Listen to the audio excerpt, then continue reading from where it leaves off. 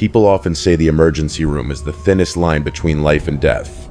After 8 years working at County General Hospital, I can confirm that is completely wrong. That boundary is not thin at all. It is brutal, loud, and reeks of cheap antiseptic mixed with the sharp, metallic taste of fresh blood. I have signed a total of 412 death certificates since receiving my medical degree. I remember that number because I am a person obsessed with data. But there is one person, or rather one thing in this hospital, who is even better at tracking those numbers than I am. The clock on the wall read 2:07 a.m. It was my third consecutive night shift, and the caffeine in my blood was starting to run out. The fluorescent lights on the ceiling flickered, emitting a low hum that made my headache even more throbbing. I had just finished treating a femur fracture from a work accident, and was leaning back against the nurse station to breathe, when my eyes, like a damn habit, drifted towards bed number 4. The holding area, the most obscure corner of the emergency room. That was the territory of patient number 37. No one knew his real name. The medical record only noted briefly. Anonymous male, about 70 years old. Memory loss, physical asthenia. He had been there so long that the nurses considered him like a piece of old furniture, a moldy pillar that they were too lazy to clean away. He had no relatives, no insurance, and strangely, never asked for medicine or food. He just sat there. Patient number 37 was a dry skeleton wrapped in wrinkled skin, mottled with dark brown age spots. His eyes were cloudy like two worn-out marbles, always staring blankly into the indefinite void. He emitted a strange smell, not the stench of a homeless person who hadn't bathed for days, but the smell of damp earth, like the smell of a newly dug grave after a shower. Dr. Evans, are you looking at him again? Sarah, the head nurse of the shift, tapped my shoulder, making me startle. She was holding a medicine tray, a tired smile permanently on her lips. He's harmless, just let him sit there. He doesn't cost the hospital any rice. I know, I mumbled, rubbing my temples.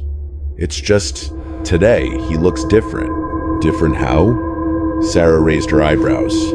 I couldn't answer. I couldn't explain that the chill running down my spine right now was not due to the air conditioning being too low. It was a primal instinct.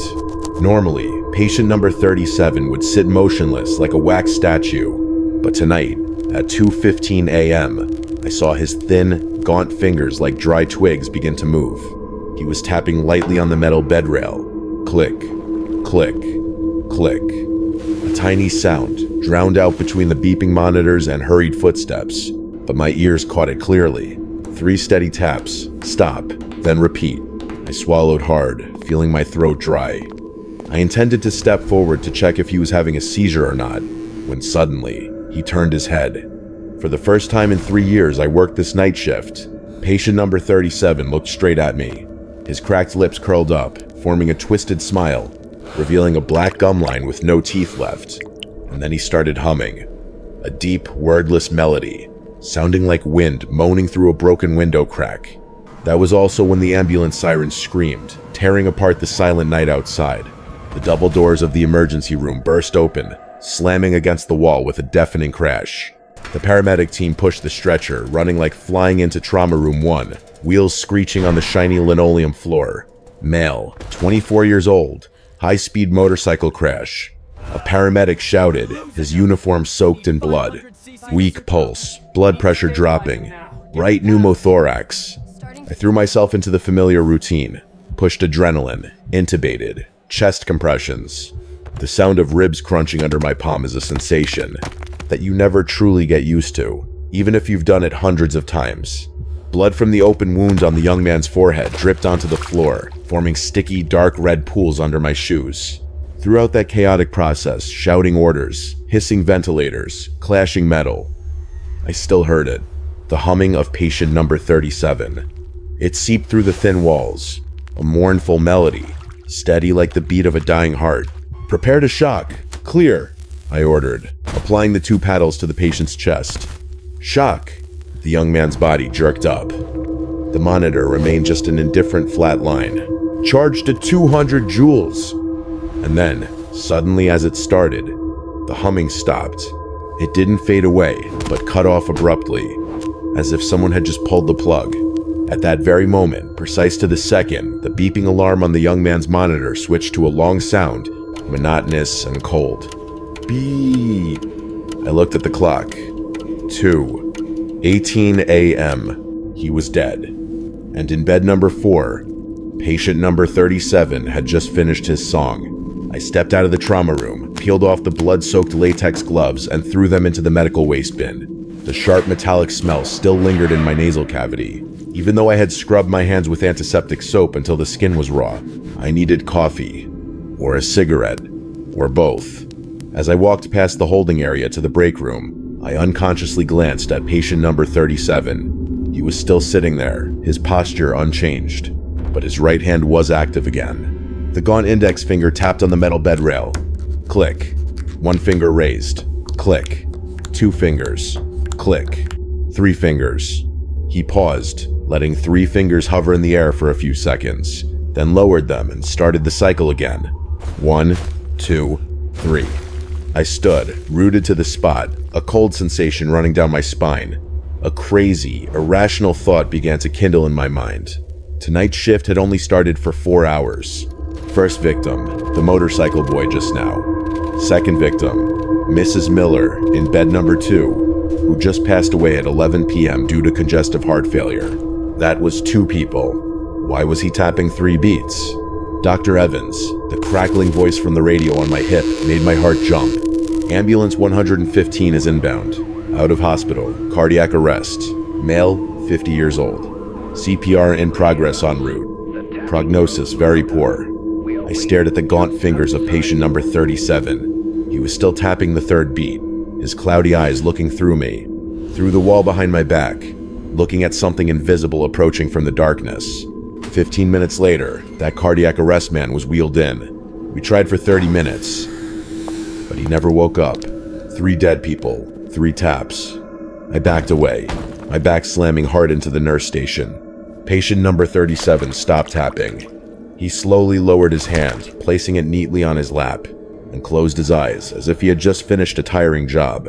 It was the 6th night since I started noticing his game. The initial curiosity had turned into a morbid obsession. I started taking extra shifts, not because I needed the money, but because I needed to observe patient number 37. I needed to prove that I was wrong, that it was all just a coincidence of a severely sleep-deprived brain. But the universe, or some demonic force haunting this hospital, decided to slap a naked truth straight into my face. 3:30 a.m. The dispatch radio screamed frantically. Code red! Code red! Fire at Oak Street Apartments. 5 victims incoming. Extensive 3rd-degree burns, severe smoke inhalation. ETA, 5 minutes. 5 people. The whole emergency room was like a broken beehive. We prepared IV fluids, endotracheal tubes, high-dose painkillers, adrenaline pumped tight in my veins. In that chaotic moment, I whipped around to look at bed number 4. Patient number 37 still sat there, creepily calm amidst the approaching storm. He slowly raised his right hand. My heart pounded. 5 victims. Critical condition. According to medical logic, the mortality rate in major fires like this is extremely high. I waited for him to raise his whole hand, or at least 4 fingers. But no. 2 fingers. Only 2 gaunt fingers, crooked like spider legs, raised into the air. And this time, he smiled a twisted smile, revealing purple bruised gums. You're wrong, I mumbled, cold sweat breaking out on the back of my neck. This time, you are definitely wrong. The ambulance arrived. The smell of burnt flesh assaulted my nose, so strong and terrible that I had to suppress a wave of nausea. Screams of agony echoed through the hallway. Bed 1, cardiac arrest.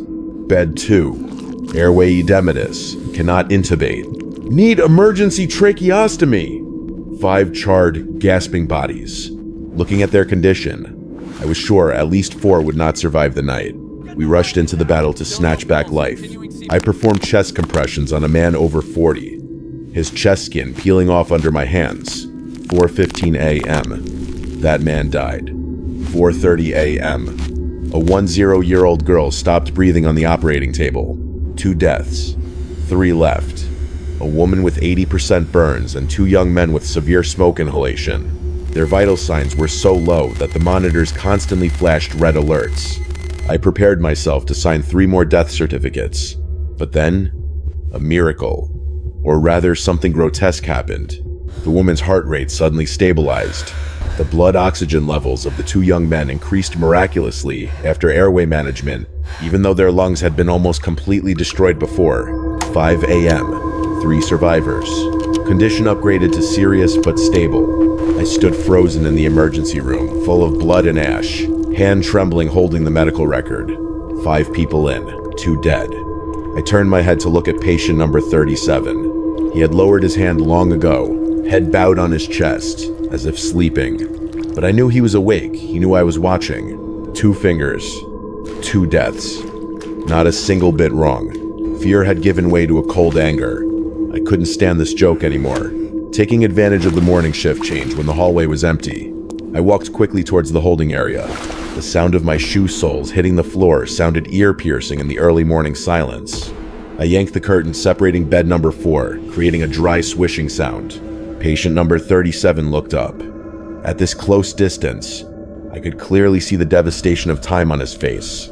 His facial skin was paper-thin like parchment. The blue-purple veins pulsing weakly underneath could be seen. The smell of damp, moldy earth rose strongly, making me hold my breath. How do you know? Did you do something to them? That was a stupid question. I knew. How could a hemiplegic old man cause a car accident or a house fire 10 miles away? But my reason was looking for any life buoy to cling to. He didn't answer immediately. Those cloudy eyes rolled slowly, then stopped on the name tag pinned to my blouse. Doc. Tor. His voice rang out, sounding like gravel grinding on broken glass.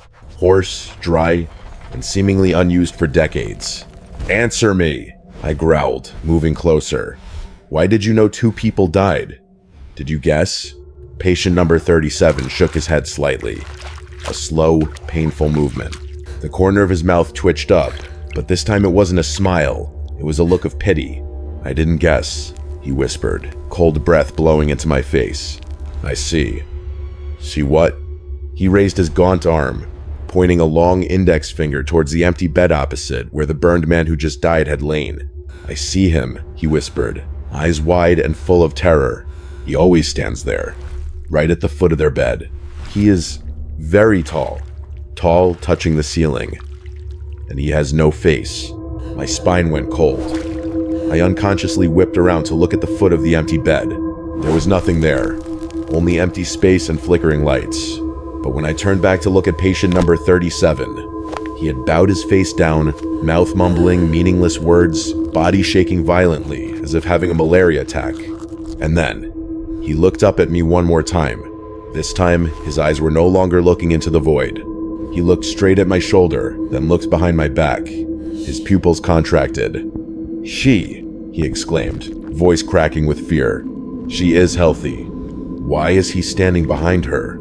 I spun around, my throat choking with bitterness. Standing in the doorway, right where patient number 37's gaze was transfixed, was Sarah. She didn't look like she was about to die at all. Sarah was leaning her hip against the medicine cart, holding a cup of hot black coffee. Her bright red hair neatly bunched at the nape of her neck, swaying to the rhythm of her laughter. She was joking with an intern about the vending machine stuck with money in the main lobby.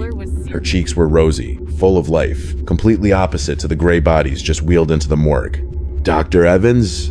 Sarah stopped laughing when she saw my pale face. She stepped into the holding area, soft-soled sneakers squeaking lightly on the floor.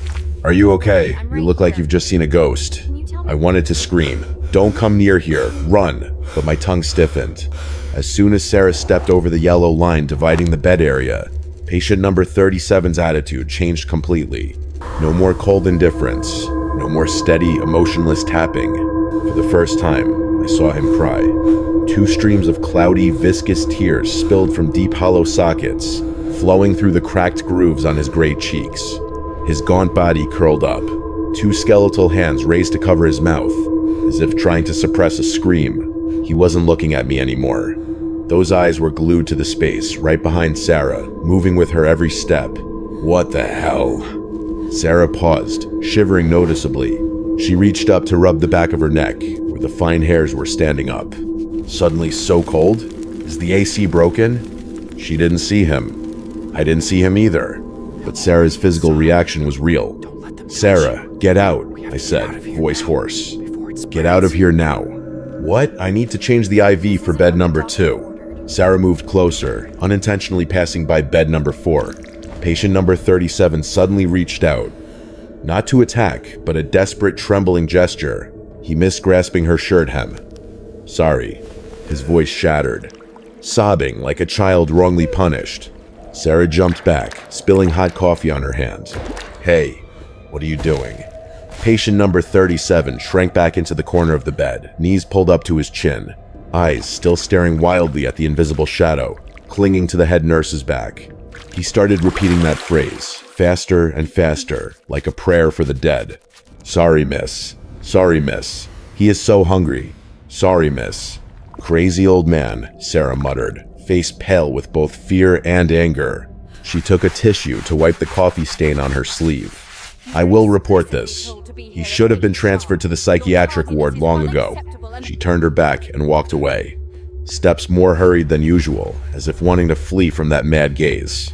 I stood rooted to the spot, watching her back disappear behind the swinging doors. And I saw patient number 37 slowly lower his hands. He didn't tap his fingers anymore. Instead, he placed both palms face down on the mattress, covering his face, and sobbing intermittently. No counting, no fingers raised. Because for him, one life is not enough, or because this death was determined to be unavoidable. The clock struck 6 a.m. The shift was about to end. 7:15 a.m. The sun began to creep through the dust-covered window blinds, staining the hospital corridor yellow with a pale, artificial light. The night shift officially ended. I still hadn't changed my clothes. I sat dazed at the nurse station, holding a cup of coffee that had long since gone cold. The image of patient number 37 sobbing kept haunting my mind. Go sleep, Evans. You look like a corpse floating in the river. Sarah walked while tying back her hair, her handbag swaying on her shoulder. She had changed her nurse uniform for a denim jacket and black leggings. I'll take the stairs for exercise. The elevator is very crowded this morning. Sarah, wait. I intended to call her back, wanted to warn her about something, but I didn't know what to say. Don't take the stairs because a senile old man apologized to you? Sounds crazy. She waved. Her usual radiant smile returned. See you tomorrow, workaholic. The heavy fire door closed behind her with a solid click. I counted silently in my head. 1 second. 2 seconds. 3 seconds. Boom! Then a series of dry, continuous thuds, sounding like a sack of rice rolling down stone steps. Thud. Thud. Thud. And finally, a crisp crack, the sound of bone snapping apart, which any orthopedic trauma surgeon would recognize immediately. No scream. Complete silence. Sarah! I rushed out of the counter, knocking over the chair, running desperately towards the fire exit door. My heart beat like it wanted to burst out of my chest. My trembling hand pushed hard against the heavy iron door. The cold air of the stairwell rushed into my face. I looked down below. On the landing between the first and second floors, Sarah lay there. Her body was twisted in an unnatural posture, limbs sprawled at angles that human joints cannot perform. Red hair spread out on the cold gray concrete. Blood began to ooze from her ears and nose, spreading into a small dark pool. I rushed down, slipping and almost falling. Sarah! Sarah! I knelt beside her, shaking hand, checking the carotid pulse. Nothing. Her skin was still warm, but the light in those wide staring eyes had extinguished. Her neck was snapped to one side, but the most terrible thing was not her death. The most terrible thing was Sarah's gaze. Those soulless eyes were looking neither at the ground nor at me. She was looking back up at the top of the stairs where I had just stood, where the door had just closed. The expression on her face, frozen in the final moment, an extreme terror, as if she had seen someone or something standing at the top of the stairs and pushing her down. I looked up at the empty space above. Empty. At this moment, I understood. Patient number 37 wasn't counting numbers. He wasn't tapping his fingers. Because Sarah's death did not belong to the patient rule. It was a punishment. Or an appetizer. I vomited right there, acidic bile surging up my throat. The police arrived. They cordoned off the scene. Initial conclusion: accidental fall due to slipping. No one suspected anything. Slippery floor, worn out shoe soles, exhaustion after the night shift. A perfect tragedy. I couldn't go home. Every time I closed my eyes, I saw Sarah's gaze and patient number 37's toothless smile. I needed to know what he was. 10 a.m. Using my doctor ID card, I snuck down to basement B2 Medical Records Archive. This place reeked of moldy old paper and dust, the fluorescent lights flickering as if about to fail. The towering iron shelves were stacked full of yellowed file folders. I accessed the old computer at the desk, typing the search keyword, bed number 4ER. The system spun for a while, then displayed a file code, BN37UNKNOWN. I fumbled along the shelf numbers, hand gliding over thousands of names of those who had died or recovered. Finally, I found it. A thin file, cover worn and torn, stuck between two other thick files. I opened it right under the dim light of the warehouse corridor. No name, no social security number. Date of admission, the 31st of October 1998. Reason for admission, found wandering near the old district cemetery. Catatonic state, unresponsive to external stimuli. I flipped to the next page. There were no treatment records for over 20 years. No medication, no surgery, nothing. Only brief notes from nurses over the years. Still stable, no change, eats little, sleeps little. And then, I found a Polaroid photo clipped to the last page, taken on the day of his admission in 1998. My hand started shaking violently, dropping the file onto the dusty floor. In the photo from 25 years ago, patient number 37 looked exactly the same as now. Still that wrinkled face. Still those tattered patient clothes. Still those cloudy, soulless eyes. He hadn't aged a single day.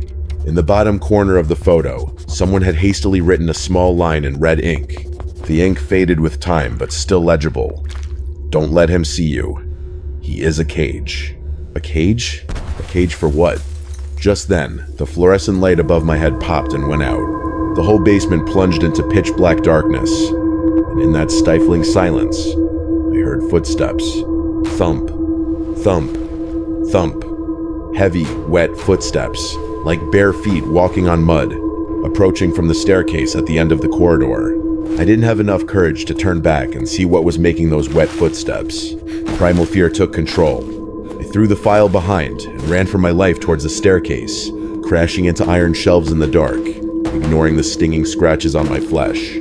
When I kicked the door open to the ground floor, it was already pitch dark outside, even though the clock was only 4 p.m.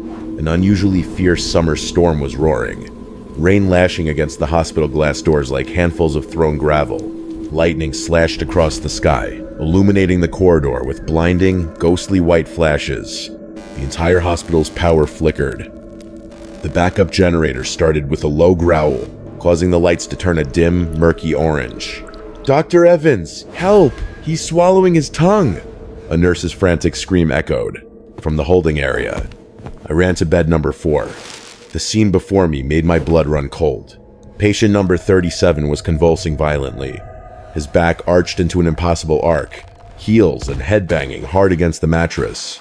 Blood and foam gushed from his mouth, but the scariest thing was the eyes they rolled back, leaving only the whites, and his mouth was trying to scream something but was blocked by the seizure. "Hold his hands! Don't let him bite his tongue!" I screamed, rushing in to pin down the old man's shoulders. His body was cold as ice, stiff as cold iron. As soon as my hand touched his flesh, the seizure suddenly stopped. The space went silent. Only the thunder rumbled outside. Patient number 37 slowly turned his head. His pupils dilated to the max, pitch black like 2 bottomless pits. He reached out, quick as lightning, gripping my wrist tightly. Long, filthy fingernails dug into my flesh, so deep I could feel hot blood gushing out. I tried to pull my hand back, but the strength of this gaunt old man was terrible. He pulled my face close to his. So close, I could smell the damp earth, and strong formaldehyde smell wafting from his breath. "Run," he hissed, spittle flying onto my face. The voice was no longer that of a frail old man, but booming, echoing as if coming from a hollow chest. "Let me go! I need to inject diazepam!" I panicked. He has escaped. Patient number 37 rolled his eyes, the corners of his mouth ripping open from a mad smile. The cage is open. He is not hungry for patience anymore. He is bored with those dying. A bolt of lightning struck the nearby transformer station hard, plunging the entire hospital into darkness in an instant. In that pitch darkness, I felt his breath blowing into my ear. Cold. Tonight. He wants a doctor.